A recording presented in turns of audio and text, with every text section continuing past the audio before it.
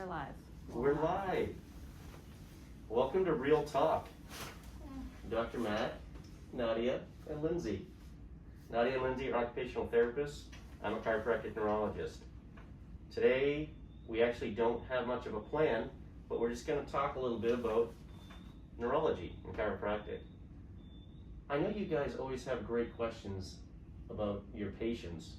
What are some things you want to know a little bit more about? What are some things that you think that other people might want to know a little bit about? Maybe like why do we even do eye movements, right? Yeah. So why do you think we do eye movements with our patients, or why do you know we do eye movements with our patients? Yeah, so for us, eye movements are really important because every movement that your eye makes kind of corresponds to a certain part of the brain. So with our testing, we can track people's eyes with different tests and see how they respond.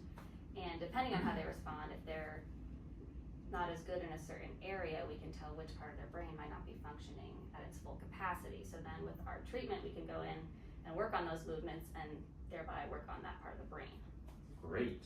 So you're really kind of strengthening the brain. Exactly. Yeah.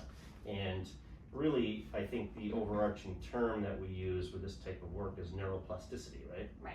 So that's a great explanation. I really do like that. And it creates this neuroplasticity, which is what to you guys? Well, to create the neuroplasticity, you want to have the repetition and the activation. Mm-hmm. So that's exactly right. That's a really important point because you need repetition and the proper activation. You need to do that over time, right? Right. And what that does is it either builds new neural pathways or signaling and pathways within your brain, reinforces weaker ones, right? Or inhibits overactive ones, right? So what do we often say, right?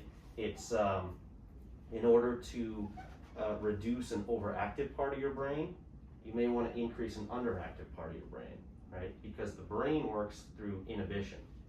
The brain, one part of the brain modulates another part of the brain. Kind of like a parent would for their children. You have to modulate them, you have to, discipline them sometimes, you have to control, because if not, sometimes the kid will just do whatever they want, right? If there's not a parent there to watch them.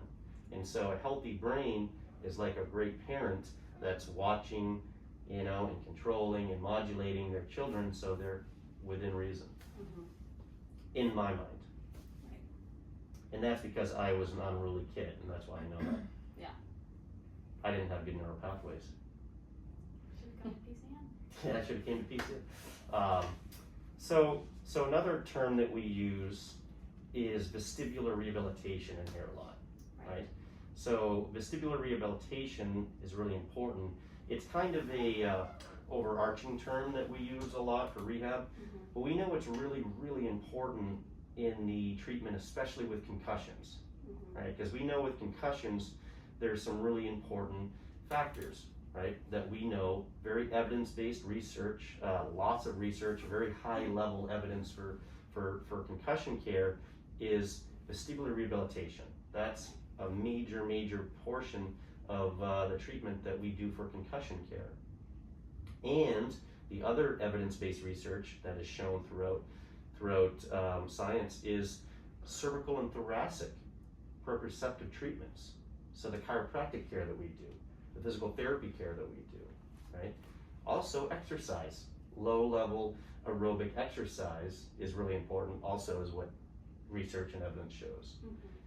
What we do is we also incorporate, because we also know this is highly involved with concussions, is autonomic rehab, autonomic rehabilitation, right? Tell me a little bit about what autonomic dysfunction or dysregulation is to you.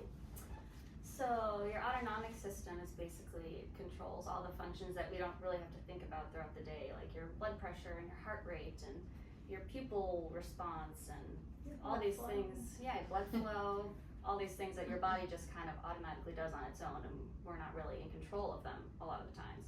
So often with concussions or different injuries, there can be sort of an imbalance within that system, and then that can create all sorts of different symptoms like headaches and dizziness and lightheadedness, or even anxiety or GI problems. because those systems within the autonomic system aren't quite working together like they should be. So as you're moving through space and with positional changes, your body doesn't really know how to react, and then it can cause all these symptoms. That's great. What are some of the symptoms that you see that a patient might recognize if they've had a concussion? So Like definitely, that with autonomics, right. fogginess of thought. Lightheadedness with positional, going from sitting to standing, you might get a little woozy. Yeah, so when they stand up, they get a little lightheaded or almost dizzy, disoriented. Right. A lot of patients that come in might say, they won't use this term, but they're like, I just feel off. You know, I have difficulty processing things as quickly as I'd like. And, you know, they may say I'm a little spatially disoriented. Right. Right? Or dual tasking. Dual tasking is a big one, right? So dual tasking is really important because it allows us to use multiple parts of our brain to complete a task. Because the reality of it is the brain is not just one, you don't use one area to do one thing. Right. Sometimes we do, right? But it usually incorporates multiple areas. And that dual tasking is important so we can dictate where blood flow goes. Right. And something that we know that we've talked about that does extremely well for dual tasking, right? That's researched and evidence, is hyperbaric oxygen therapy that we do here. Right. Which is really important. So that incorporates that oxygen piece to a neuron, which a brain cell is a neuron, and in order to create neuroplasticity, you need, like Lindsay said earlier, activation in oxygen. So you need the right kind of vestibular rehabilitation, autonomic rehabilitation, chiropractic neurology care to stimulate these neurons with the help of oxygen. And then you get what's called neuroplasticity, or a change in the brain. Yeah. You see the similar thing a lot with migraines too, right? So we see these similar things with migraines along this trigeminal-vascular pathway, right? And we know that with migraines, oxygen is really important, right? Because we know that each red blood cell only carries how many oxygen molecules? 4 oxygen 4 molecules. oxygen molecules, exactly. So we want to make sure we have good blood flow to carry all this oxygen to the brain, because people with migraines are often hypersensitive, right? Their neural pathways are firing too high, and so if that happens, then these neurons are hyperexcitable. They need to be calmed down. Oftentimes oxygen helps us do that, because oxygen increases that metabolism of all the cells, which actually in turn creates less activity within those neurons that are hyperexcitable, which is exciting in itself. I'll tell you what, I think I've had a lot of fun here. I definitely have. I'll tell you what, I've heard some great explanations from you guys.